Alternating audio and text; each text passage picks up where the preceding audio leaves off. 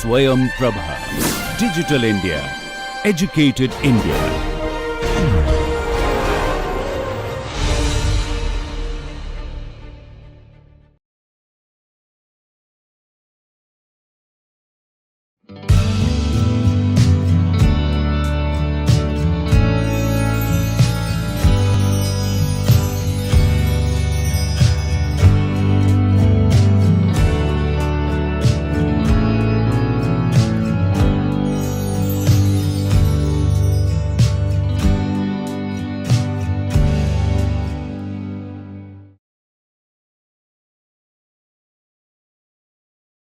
Good morning. Welcome back to today's session where we will be discussing another very important play by Vijay Tendulkar called Ghashiram Kotwal, right, or the Constable Ghashiram. Ghashiram Kotwal, and in his very brief introduction and historical overview of the play, the theatre critic Shomik Bandopadhyay describes the the performance and reception of the play. It was first performed in 1972, right, at the Bharatnatyam Mandir in Pune. And Ghashiram Kotwal won several awards in 1972-73 at the Maharashtra State Drama Competition. But after 19 performances, this play was banned primarily on two counts. The first reason was that the play was objected to be anti-Brahmin, and the second reason was that the main character of the play, Nana Fadnavis, was conceived by the playwright was not historically correct. Now, what is the play about? The play itself is about a man called Ghashiram, who then becomes the Kotwal or the Constable of Pune. And the entire play is set in Pune, and the play focuses on Nana Fadnavis, who is the cult hero of the play, and he is himself the deputy of the Peshwa. He is the chancellor of the Peshwa in Pune in the 17th century, right? So when people actually watch the play, many of them criticize the play for not having a historically accurate representation of the Nana. Right? The play itself, even though it's set in a much earlier historical period of the Maratha Empire, and also the Brahminical hegemony that ruled over Pune and that was the major source of support for the Nana and the Maratha Empire. The play still has a certain contemporary relevance. It still bears relevance to the corruption of contemporary politics. So, if you look at the play, it is a very, if I had to provide you with a very broad overview of the play itself has to do with a man named Ghashiram who migrates to Pune in search of work, and he himself claims to be a Brahmin from Kannauj, but the Brahmins of Pune refuse to accept him as part of them because they believe in the purity of the Puneri Brahmins, and every other Brahmin is seen to be subordinate and foreign. And he comes there in search of work, and he accidentally meets the Nana when the Nana accidentally trips and falls, and when he helps the Nana up, the Nana is very pleased and he gives Ghashiram Kotwal a pearl necklace. And the other Brahmins of Pune resent Ghashiram for this recognition, and they try to fight over the necklace, and then they end up humiliating and beating Ghashiram up, for which he decides to take revenge, and he is made the Kotwal of Pune by Nana. But then he does not end up being a very righteous ruler. Right? He actually ends up ill-treating and mistreating the people of Pune. He imposes a police state, a kind of complete totalitarian regime where everyone is controlled, even their thoughts are controlled. They have absolutely no freedom whatsoever. So and of course the play ends with Ghashiram being beaten up and killed for his tyranny. Right, so the entire play really is about the corruption, the hollowness of political power, and the corruption exhibited by this man who ends up becoming as tyrannical as the powers that he initially began to oppose. Right. The play in some sense also is about the blurring of ethical boundaries, that towards the end there is really no difference between the perpetrator of violence and the victim, right? It's in this case Ghashiram, right? So the play itself has a very large cast, and this is primarily because the play drew a lot from certain folk traditions of drama, and like many of the other playwrights of his time, like Girish Karnad, Tendulkar also drew a lot from local folk traditions, and this can be seen in the dance and song sequences and performances in the play, where you have a large number of characters who play Brahmin men, who also very often form a wall in the play. There's a wall in the play. And very often the wall, functions as a boundary or a partition on stage. But there are times when the actors that compose the wall step out of their position as a wall, and they end up performing a character or commenting on the action in the play. So it's very interesting to see how in this particular play, Tendulkar draws a lot from folk traditions and uses people as both props as well as characters. So the play itself draws a lot from several folk traditions, including the Khela, the Dashavatar, the Tamasha, the Gondhal, the Bharud, the Bahurupi, the Vaghya Murli, and so on. Right. So, and then you also have another very important character who is the Sutradhar, right? And this is of course a very interesting traditional character that you find in folk drama. The Sutradhar, or the narrator, who very often interposes in the proceedings of the play to keep the audience abreast of what is happening, right? So very often the actors switch parts with perfect timing. This includes the actors who form the wall.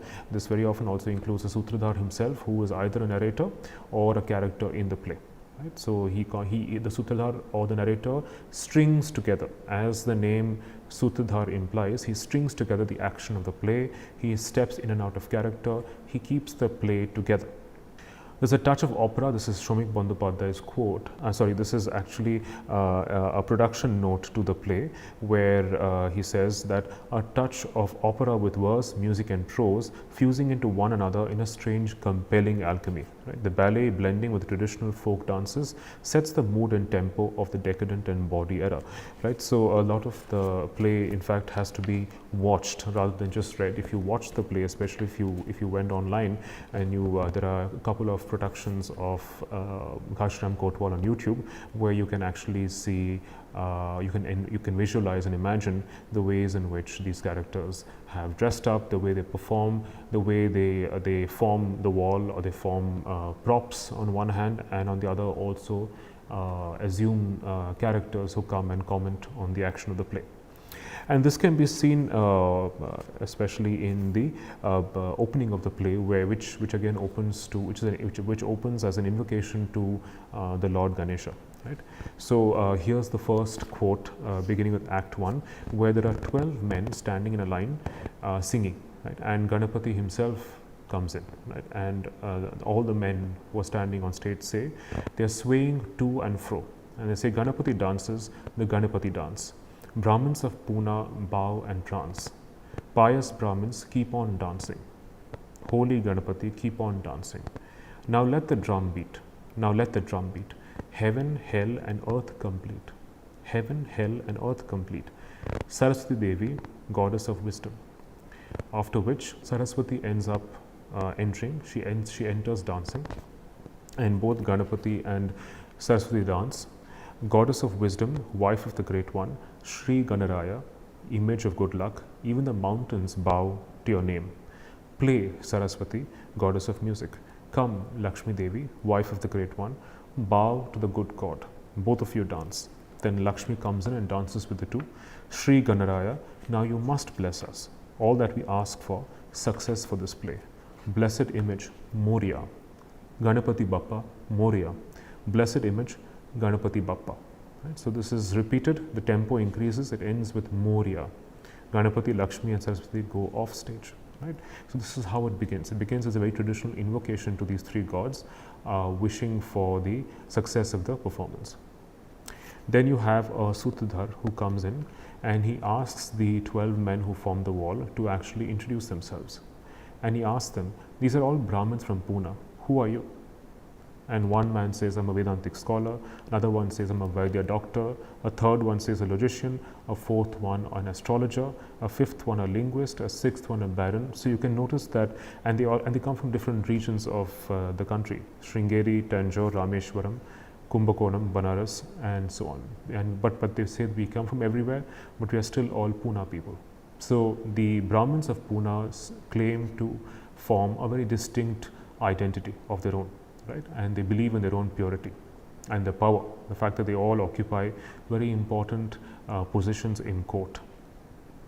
So this is how it begins, right? And you have a conversation between one of the Brahmins and the Sutradhar, and the Sutradhar is a very clever man who actually manages to weasel out some information from the Brahmins, and he realizes that they're all going to this place called the Bhavana Khani.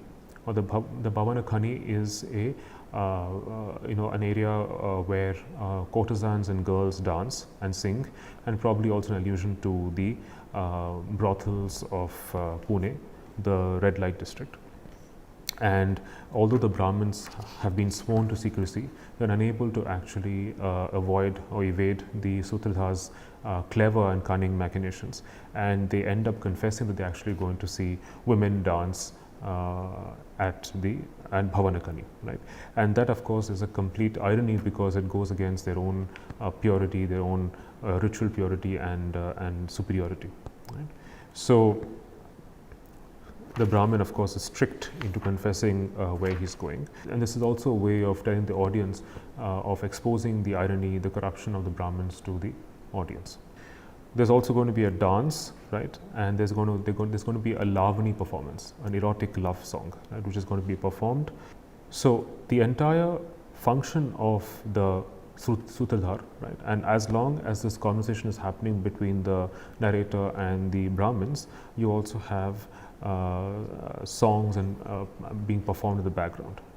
And so this is what the Sutradhar has to say. He says that night comes, Pune Brahmins go to Bhavana Khani. They go to Bhavana Khani. They go to the cemetery. They go to the kirtan. They go to the temple, as they have done every day. The Brahmins go to Bhavana Khani. Ram Shiva Hari, Mukunda Murari, Radha Krishna Hari. The street of Bhavana became for a while the garden of Krishna. Right. So the Mathura of Krishna becomes a metaphor for the Bhavana Khani that is being thronged by Brahmins who have come to watch women perform Lavanis, erotic dance performances for them. And that again exposes the irony, the corruption of these Brahmins, the hypocrisy of these Brahmins who claim to be extremely pure and superior, but at the same time indulge in these erotic performances. Right? Again, there's a refrain. The Sutradhar constantly repeats certain lines in order to expose the irony and corruption of these Brahmins. The Brahmins go to Bhavana Khani and the Brahmin wives stay at home. They stay at home. Oh, they stay at home. They wait. They cannot sleep. Do you know what's happening in Bhavana Khani in the house of Gulabi? Gulabi the courtesan. So that's a repeated refrain throughout the initial phase of Act 1, where the Sutradhar actually exposes the Brahmins for being lustful and ignoring the wives who stay at home. Right? They're all infatuated, besotted by Gulabi the courtesan. Right? The Brahmins have lost themselves in Bhavana Khani and the Brahmin women are at home. They stay at home. Oh yes, they stay at home. The Brahmins have lost themselves in the cemetery, in Kirtan. The Brahmin women are sentenced to solitary confinement. Even the Nana himself is besotted by Gulabi. Gulabi is a very famous courtesan whose beauty seduces all these men. And it's in the midst of this dance performance that Ghashiram meets the Nana who has come to watch Gulabi perform. And as the Nana trips and falls, Ghashiram helps him, for which he is rewarded with a pearl necklace. And this creates resentment among the other Brahmins of Pune. He says in that altercation between Ghashiram and the other Brahmins, the first soldier says, "Hey, who are you?" Ghashiram, "I'm Ghashiram Savaldas from Kannauj." Second soldier, "Go on, move aside. Why are you here?" Ghashiram, "They are honoring Brahmins. There's a feast." First soldier, "What does it have to do with you?" Ghashiram, "I'm a Brahmin too." Second soldier, "You a Brahmin? Where is your shaven head? Where is your holy thread? Where is your pious look?" First soldier, "Where is your holy book? Recite the hierarchy of caste. Tell us, when did you last fast?" Second soldier, "Looks like a thief." First soldier, "Looks like a scoundrel." Ghashiram, "No, I am a Brahmin from Kannauj, new to Pune." Coming back from the ceremony, a Brahmin pats the pocket of his shirt and suddenly yells, "Thief, thief, my pocket's been picked, my prize money is gone. It's gone, I'm lost, I'm dead, I'm drowned." Hubbub on the stage. Ghashiram is beaten. Ghashiram has been falsely accused by one of the Brahmins for stealing. Right? Soldiers drag Ghashiram fighting off the stage. Ghashiram yells, "Let me see Nana Sahib, take me to Nana Sahib." The Sahib comes to the festival and watches. The Brahmin complains to the Nana saying that Ghashiram has stolen his prize money. And then finally the actual thief is discovered, and the Sahib says, "The thief was someone else. I saw it. He was behind you at the ceremony and ran away with your money. Poor fellow, well, take this." I'm sorry, this is not the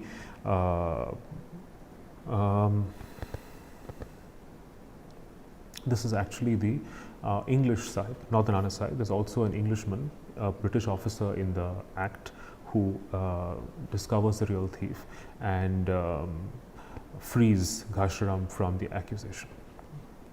Ghashiram declares his intention for moving to Pune. He says, "Fortune came to find my fortune. Wife came too, and my dear daughter. Because of them, God stopped the slaughter, but I am not a thief." The Sutradhar says, "Maybe you are, maybe you're not. In this place, it matters not a jot. In this damp spot, we are in the same pot. I am a thief, you're a thief. Lie down easy, save yourself grief. The beds of stone, rest, easy. Don't moan. The bloody body rests well on gold stone. I speak from experience." So what the narrator is actually saying here is the fact that this is a place which is structured by corruption. Everyone is potentially guilty of something, right? No one is absolutely innocent. Nobody is an absolute victim. Even if they are, they're absolutely engaged, embroiled in some kind of conspiracy, right? So no one is absolutely free of corruption. Everyone, anyone can be potentially guilty. So he says again, "I'm a thief, you're a thief. Our only hope is the mercy of the police. Your theft is their bribe. If their mercy ends, we end, so we bend." So there's no justice in Pune, right? Everyone is at the mercy of the police. If you can actually win the police's favor, then you are scot-free. You're left scot-free. Otherwise, you are a thief, right? You suffer. Ghashiram says, "But I didn't steal. I swear to God I didn't. I'm not a thief. I'm from Kannauj. I'm a Brahmin. I've been here 2 weeks. I came here to find my fortune and lost my reputation. How did it happen? What will happen to my wife, to my daughter? What will they say when they hear of this?" Right? So Ghashiram is helpless when he's being accused of theft. Then the narrator says, "Friend, the thief is dependent on the police. If not, they'll soften your bones. Sometimes they break your bones. Sometimes they crack your bones. Sometimes you lose your life. The thief earns what he thieves. It's easy income for the police. It's a partnership. The thief is a simple thief. The police are official thieves." So the police are official thieves because they are always looking for bribes. If a thief wants to live, to the police he's got to give. You need protection money, and on top of that, their mercy might end any time. Right? So you're always at the mercy of the police. You never know when their mercy will end, and you will actually be branded as a thief or behind jail. And so will you. You'll get kicks and blows. You'll see the cell. No one will know your address, Baba. That's how the play will end one day. No one will beep. No one will remember you, Baba. What's the use? One petty thief less in a world of big thieves. So, little servant, go to the feet of God. So, the point is that everyone can be potentially accused of theft, of having committed some crime in this state of Pune. For as long as you have the favor of the police, you will be free of blame. But the moment you lose their favor, you will be accused of theft. And this, so he suggests that Ghashiram actually seek the favor of God, right?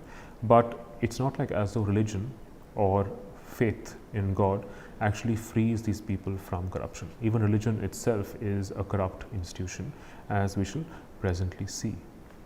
So the soldiers and the Brahmins together humiliate Ghashiram. They want him to get out of Pune. But Ghashiram is determined to seek revenge. Right? So he says, but I'll come back. I'll come back to Pune. I'll show my strength. It will cost you. Your good days are gone. I am a Kannauj Brahmin. But I have become a Shudra, a criminal, a useless animal. There is no one to stop me now, to mock me, to make me bend, to cheat me. Now I am a devil. You have made me an animal. I'll be a devil inside. I'll come back like a boar and I'll stay as a devil. I'll make pigs of all of you. I'll make this Pune a kingdom of pigs. Then I'll be Ghashiram again, the son of Savaldas once more. So Ghashiram does not actually end up staying an innocent victim. He actually decides to take revenge, and he realizes that this humiliation has made him very bitter and vengeful, and so he actually becomes worse than the people who have abused and humiliated him. Then there's a long performance of the Abhang and the Lavani, and it's interesting because the Abhang is a religious genre of folk singing and music and kirtan, as opposed to the Lavani, which is an erotic song and dance performance. So you see the two being juxtaposed in this act. And it's at this Abhang performance where they are worshipping Ganesha that the Nana discovers a young girl who is Ghashiram Kotwal's daughter, right? And her name is Gauri, right? And she's a young girl who's worshipping the god, but Nana is completely overtaken by lust for this girl, and he tries to seduce her. And when he makes sexual advances on the girl tries to escape from him, and he ends up actually grabbing the servant, the male servant instead. Right? So this very encounter, in fact, when the girl says, accuses him of actually trying to seduce her in front of the Lord Ganesha, the Nana mockingly says, that idol of holiness, that holy Ganapati, the maker of good, look, he has two wives, one on this side, one on that side. If you sit on our lap, he won't say anything. So you again look at the mockery, the way he mocks at religion. Religion itself seems to fail to compel anyone, right? So it kind of suggests that even the idol of Ganesha is a mere idol, right? It does not command any faith, right? But it only seems to be a mere witness to this scene of violation. The girl says, "You're like my father, Nana, only in age, but our devotion is only to this graceful image. Don't lose any more time. Youth will not come again. The bloom will not last. My dear, you're like a daughter to us, someone else's. I'm afraid," the girl says. Right? So he tries to seduce the girl, but he actually ends up, grabbing the male servant when the girl runs away like a frightened deer. So Nana, in blind lust, grabs the servant at the door. So this itself suggests the impotence of this man who is completely blinded by his lust. He can't even recognize, he can't even distinguish a girl from his male servant.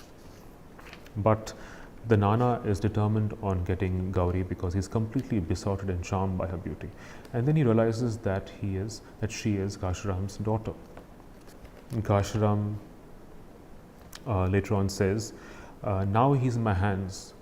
And Ghashiram is very, very upset when he sees Nana trying to seduce his daughter, and Nana already has several wives. And Ghashiram suddenly cries out, saying, now he's in my hands. Oh, my daughter, the beast. Oh, you people, look, I've given my beloved daughter into the jaws of that wolf. Look at this, father. So this is when Ghashiram is very upset, but he cannot do anything about it. But he has a pact with Nana where he exchanges his daughter for the for becoming the Kotwal of Pune. So even Gauri becomes a mere scapegoat, a mere victim for Ghashiram's own political interests. Look at this father. So he's obviously regrets the fact that he's given his daughter to this man for his lust, putting the child of his heart up for sale. Look at my innocent daughter, a whore, that old overripe bastard. Look at him, eating her like a peach. Spit on me, stone me, look, but I will not quit. I'll make this Pune a kingdom of pigs. Right? So he regrets the fact that he has given his daughter in exchange for his own political interests, for his own desire for revenge. Ghashiram agrees to give his daughter only for a night, and then he realizes, he tells the Nana that he will take his daughter back and get her married to redeem her sexual stigma, but in exchange for becoming the Kotwal of Pune, right? To which the Nana agrees. The Nana, towards the end of Act 1, says something very significant, which again bears relevance to the hollowness of political power. The fact the entire play is really about how the people, right, the people are unable to recognize the true source of power, right? It's all about the deputation of power. The entire play is about what it means to depute and delegate power to somebody else, but it's not like as though the people who have been deputed with power are actually possess power, right? So he says, now the Nana says towards the end, when he agrees to make the Ghashiram the Kotwal, he says, "Go Ghashya, old bastard, we made you Kotwal. Raise hell if you wish, but you don't know the ways of this Nana. This time, there are 2 bullets in this gun. With the first one, we'll fell your luscious daughter, but with the second, we will make the city of Pune dance. Ghashya, child, you're a foreigner. I have put you on Pune's back. Why? As a counter check to all those conspirators. You will not be able to join them. They'll never trust you even if you do." So the Nana actually wants to use Ghashiram Kotwal to keep the other powerful Brahmins of Pune at bay, because he knows that Ghashiram will never be entirely accepted by the Brahmins of Pune, because he's an outsider. He's a foreigner that they will not trust. So the Ghashiram is only a foil, he's only a veil for the Nana, who is himself a deputation of the Chhatrapati, the ruler of Pune. You will not be able to join them. They'll never trust you even if you do, because you're a stranger, you're an outsider. We just raised a dog at our door to the position of the Kotwal. We are your sole support. Oh, you're a bastard, Ghashya. Your manner would be more arrogant than that of the Chitpavan Brahmins. You'll manage the deference nicely. You'll create a court and a half. No worry about that. What will happen is that our misdeeds will be credited to your account. We do it. Our Kotwal pays for it. The opportunity comes in the shape of Ghashiram, and that luscious speech is at hand to be devoured by Nana. Excellent. Yes, Ghashya, be Kotwal. This Nana blesses you. Right? What's the interesting, significant line in Nana's dialogue is that when he says, what will happen is that our misdeeds will be credited to your account, right? So you will be responsible for the misdeeds that we are committing.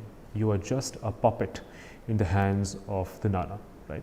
You don't wield any real power. You think you do, but you're just a puppet to which I pull the strings, right? So you're just a deputation of my own power.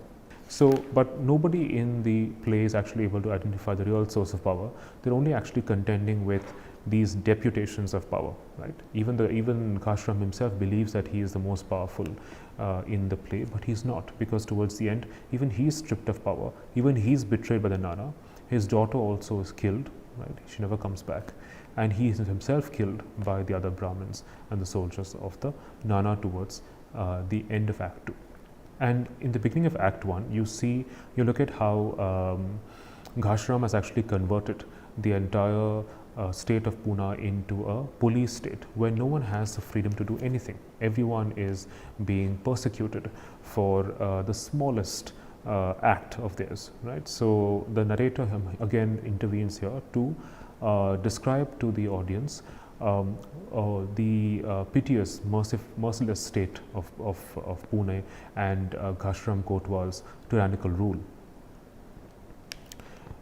So here you look at how Ghashiram again has reinstated certain rules that, for example, prevent someone from eating with a lower caste person. That becomes a crime, right? Someone who commits adultery is punished, right? Someone who consumes alcohol or liquor is again being punished, right? So the Sutradhar says, Ghashiram Kotwal says, to kill a pig, to do an abortion, to be a pimp, to commit a misdemeanor, to steal, to live with one's divorced wife, to remarry if one's husband is alive, to hide one's caste, to use counterfeit coins, to commit suicide without a permit is a sin. A good woman may not prostitute herself, a Brahmin may not sin without a permit, right? So it's completely, all of Ghashiram's rules and regulations completely forbid all these things, to be a pimp, to create any kind of social and moral misdemeanor, right? You can't even commit suicide without a permit. Everyone stays at home. People are actually even scared to occupy the streets of the town because they're scared that they may be punished. The prostitute's lane, even prostitution has been banned. The prostitute's lane was desolate. The chasing of women was halted. Pimps turned into beggars. Counterfeit coins were worthless. So all forms of corruption, right, are completely banned. This also includes prostitution. This also includes counterfeit coins. This includes divorce. This includes adultery. This includes hiding one's caste. Right. So it's a proper regulation of a police state. So several instances in the beginning of Act 2 where you have Ghashiram going to every house and trying to find out if anybody is responsible of any crime. So he very often persecutes, interrogates men who may have committed adultery or who may have tried to divorce their wives, who probably consume alcohol, who visit prostitutes. Very often he also asks for proof of marriage. He is not sure if a man and a woman who are actually cohabiting or living together are actually married. So he wants proof of marriage. And the commentator, the narrator, often comments on the source of Ghashiram's power. Behind Ghashiram Kotwal is Nana's power. If you lay a hand on Ghashiram, Nana will smash you. If you don't, then Ghashiram will get you anyway. Right? So this is what he says. And the Ghashiram himself says, if anyone is seen throwing powder at anyone but his wife, bind his hands. Morality must be protected. Take away the Brahmins who are having too good a time. Just a little fun without any vulgarity is all right. Keep a sharp ear out. Keep a sharp eye out. Demand permits. You have permits for everything. Moral permits. You need to have a moral sanction for anything that you do. Ghashiram is very proud when he has managed to quash the Brahminical power of Pune. He says, I've got the Kotwali and I've got Pune straightened out. All these hard, proud Brahmins are soft as cotton now. No one dares to look Ghashiram straight in the eye. Now, once I find a fitting husband for my darling daughter, that piece of my heart named Lalita Gauri, and get her married, then everything will be the way I want it. I'll make such a show of the wedding that no one's tongue will dare utter one bad word about my daughter. And if some tongue starts wagging, it's easy to cut it off. Now first, I look for a bridegroom. It's easy to find a bridegroom when one has money, jewels and respect. And my daughter's beautiful, 1 in a million. Right? So he decides to get his daughter married. But then he discovers from the narrator that the Nana is getting married. And he wonders if the woman that he's getting married to is actually Gauri. But Gauri is nowhere to be found. Right? So we realize that Gauri is actually missing, and later we discover that she's actually been killed. The commentator, the Sutradhar, the narrator says, my Nana's wedding, the bride's a young one. My Nana's wedding, a tender blossoming bride, a slender willowy bride, a shy lily-white bride, a just this year ripened bride. My Nana's wedding. So we all imagine that it might be Gauri, but it's not. The guests arrive, the pavilion rises, the jewels are brought. With all due ceremony, the trumpets sound. My Nana's wedding, just ripe this year. My Nana's wedding. Let's go to the wedding. Let's go to the wedding. Let's go to the wedding. Sakubai, Salubai, Kalubai, Saibai. Let's go to the wedding. The Peshwa's chief minister, still young enough to marry. His mustache has turned grey, but not all his teeth are gone. Not all of them are gone. He's got 6 wives. Look, that's not enough. So he's got a new one. She needs a companion. So Sakubai, Salubai, Kalubai, Saibai, let's go to the wedding. Right? So this is the common refrain of the narrator just before the Nana's wedding to another young girl. And Ghashiram is desperate. He wants to know what happened to his daughter. And so he goes and asks the Nana what happened to his daughter. And then the Nana is absolutely indifferent. He says she might be, although initially he's startled and scared to see Ghashiram, but then he is very indifferent and he says, she might be anywhere. I haven't seen her. I was busy with the wedding. So he's absolutely indifferent. And then Ghashiram realizes that she has been murdered. And the Nana says she went to Chandra, the midwife, right? And here there's an impression that perhaps the daughter has been impregnated by the Nana. So he goes to Chandra, right? And Chandra does not know what happened to Gauri, and he realizes that Nana is the one who is responsible for Gauri's death. But even at this point, when Ghashiram is remorseful and he laments the loss of his daughter, he's unable to actually resist the Nana's power. Nana says, "Are you mad, you fool, Ghashya child? These hands have never killed even an insect. In these hands is only the flute of Lord Krishna, which made the gopis forget hunger and thirst. And you should think before you accuse the Peshwa's chief minister. Are you thinking clearly, Ghashya? To whom do you speak with such insubordination? The Peshwa's chief minister stands before you, Ghashya." Right? So Ghashiram is unable to resist, is unable to actually argue or fight with Nana because he realizes that the Nana is the deputy of the Peshwa. And what's interesting is the Peshwa actually never appears in the play. He remains this absolutely anonymous but all-pervasive source of power, which is only embodied in the form of the Nana.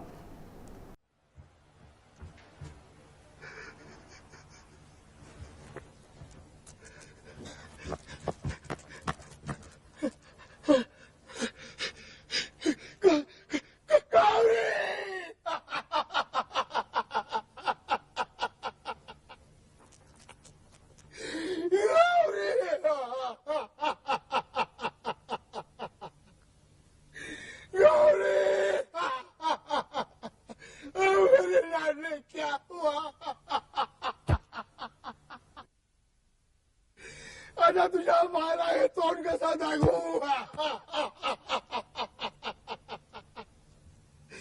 Gauri मेरे लाडले मेरे कलेजे का टुकड़ा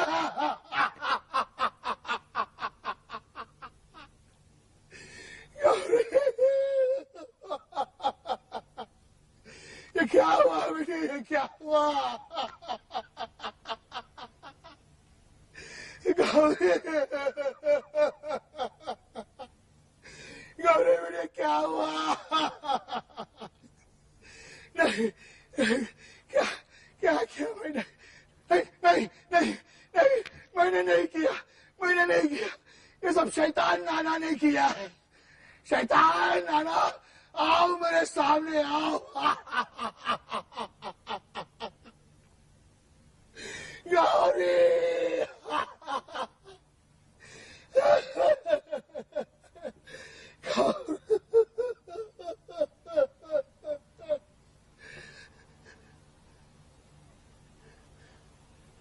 कौन नाना मीच किती white वाटून घेशील रे घाशी आता शांत हो बरे काही झाले तरी रीत सुट्टा कामाने ती विसरू नये कुणासमोर उभा आहेस प्रथम मुजरा करावा कर बरे मुजरा कर शाबास तुझी स्वामी निष्ठा कळते आम्हास आमच्या कृपेने कोतवाल पदावर चढलास आनंदच वाटतो आम्हास तुझ्यावरील प्रसंग आम्हास समजतो घाशी लेकिन नाना साहब ये तुमने क्या किया अरे हा तुझा भ्रम दुसरे काय घडवणारा तो वरचा सर्व भरचा आपण निमित्त मात्र बस दुसरे काय बैस घाशी आम्ही तुझे सांत्वन करतो तुम हमको फंसाते हो नाना साहब तुमने तुमने मेरी अकेली बेटी को जान लिया, मेरी प्यारी मासूम अकेली बेटी को तुमने मारा। अरे वेळ का खूळ चांडाळा, या हाताने कधी कीड मुंगी सुद्धा नसेल मारली। या हातात सदा कृष्णाची मुरली, जिने गोपींची तहान भूक हरली। आणि पेशव्यांच्या प्रधानावर आरोप करण्यापूर्वी जरा विचार करावा। माथे ठिकाणी आहे ना तुझे? कुणासमोर करतोस बेअदबीची भाषा? पेशव्यांचा प्रधान तुझ्या समोर उभा आहे घाशा। अरे काय सारखा नाना साहेब करतोस? झाले गेले जाऊया विसरून, गंगेत गेले मिसळून, गतम न शोच्यम वेदच म्हणाले आहेत। शेवटी आपण तरी कुठे राहणार आहोत बाबा, आपण सुद्धा सगळे जाणार आहोत। हा देह म्हणजे माती आहे, माती नाही शाश्वती। जो आला तो जाणार शेवटी, राख उरणार चार चिमटी। मेरी बेटी ती होती हा देखील भ्रम, ही माया जळणार ही काया। गौरी नाही ही सुद्धा माया। मरण सुद्धा मिथ्या आहे घाशा, जीवन सुद्धा मिथ्या आहे। कुणी नाही कुणाचे, नाही कुणी कुणाची बेटी, नाही कुणी कुणाचा बाप। शेवटी आपले आप। जगणे म्हणजे नाटक 4 दिवसांचे, आपण आपले कर्म करीत राहायचे। मी प्रधान तू कोतवाल, पाळावी आपापली चाल, हे आपले कर्म। तर जा आता कामात जा। फार मोठी जोखीम आहे बाबा तुझ्यावर, अवघ्या पुण्याची जिम्मेदारी तुझ्या एकट्यावर घाशी। आम्ही खुश आहोत निहायत तुझ्यावर। तर जा आता कामात जा, आम्हीही जातो। जाण्यापूर्वी मुजरा करण्यास तेवढा चुकू नकोस। आणि हो, झाले त्याबद्दल नको गवगवा उगाच। झाले ते झाले, कळू नये जगास। तुझी आबरू ती आमची आबरू, तुझा आप तर आमचा रुबाब। पेशव्यांच्या कोतवालाबद्दल कोणी बोलणे भलते सलते म्हणजे अभ्रमण्य मस्ते। तेव्हा कुठे वाच्यता न होईल याची चोख खबरदारी घेतली जावी। कोणी लागले बोलू, नको मागे पुढे पाहू। चाटशीर नको उशीर। पेशव्यांच्या कानी काही घालीत नाही ही जिम्मेदारी आमची। तर जा आता कामात जा। राहिला केलास घोटाळा, मुजरा राहिला चांडाळा। शाबास असावे चोख, असा कसा रे तू बिंडोक? जा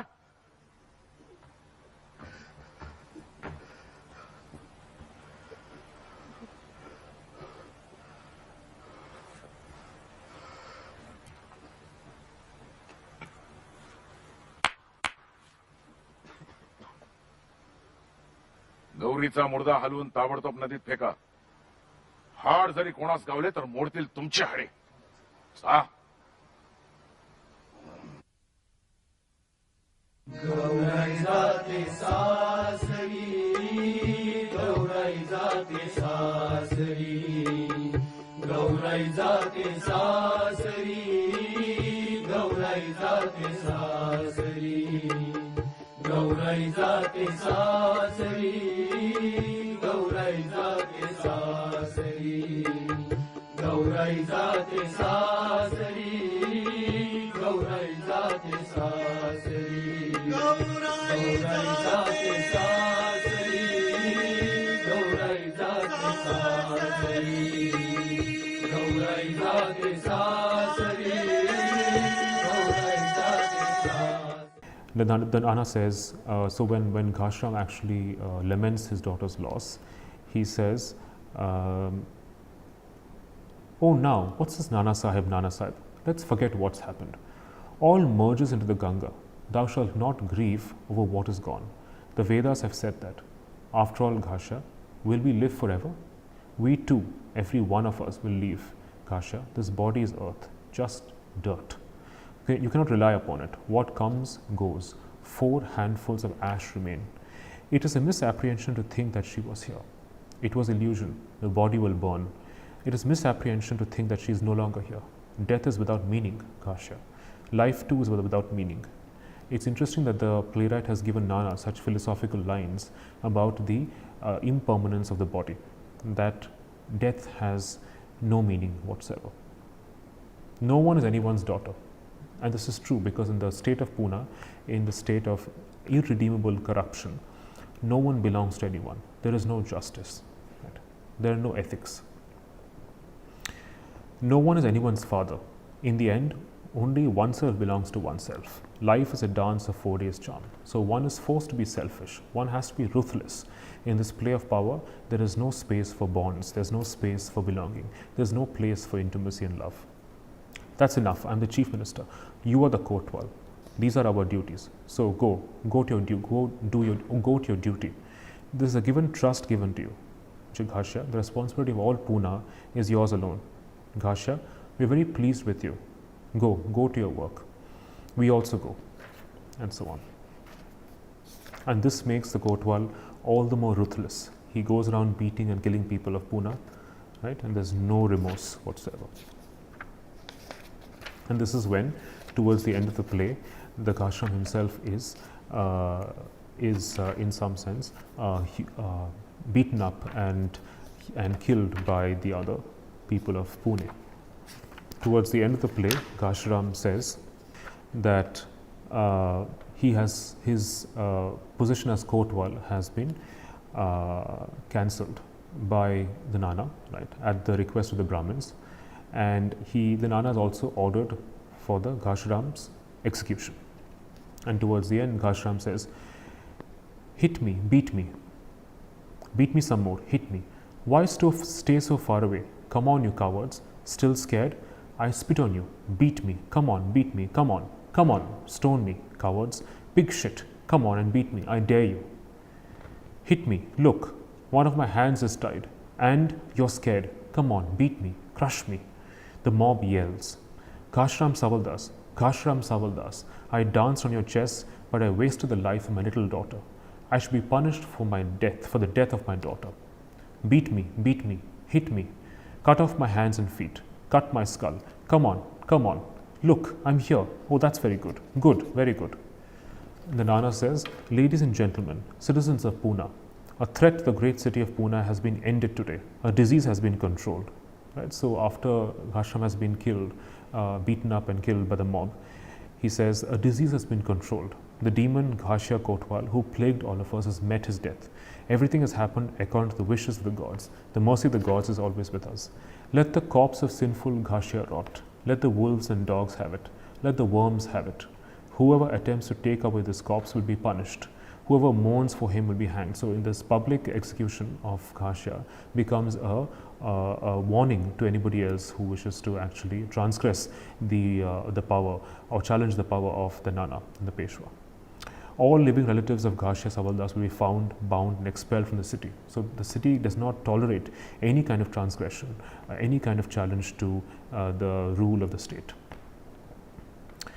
We have ordered that from this day on forward, not a word, not a stone relating to the sinner shall survive. We have commanded that there be festivities for 3 days to mark this happy occasion. It actually ends on a dance with and an invocation to Ganapati. So you also see how religion in some sense is not in some sense a actual ritual force, but an abstraction of awe, right? Rather than a material force. In some sense it reinforces the caste dominance of Pune, the Brahminical dominance of Pune, and the way people of belonging to other castes are humiliated and divided, right, in their opposition to the Brahminical force. And as to end with a quotation by Shomik Bandyopadhyay, he says that like ceremony, both religious and secular, the deceptions of deputation, we talked about how the deputation of power is deceptive. We don't really know the real source of power. Everyone only wears a mask of power, right? Like ceremony, both religious and secular, the deceptions of deputation constitute yet another device of power. The real power uses the masks of deputation to mediate the exercise of power, to hide from the victims the real face of power, so that all resistance is effectively deflected. intermediate democratic institutions or the paraphernalia of bureaucracy, too often regarded as repositories of at least executive power, are more often than not masks or mediations that veil the actual exercise of power and hide the perpetrator from the eyes of the victim. Right? So you don't really know the real perpetrator of this power and violence.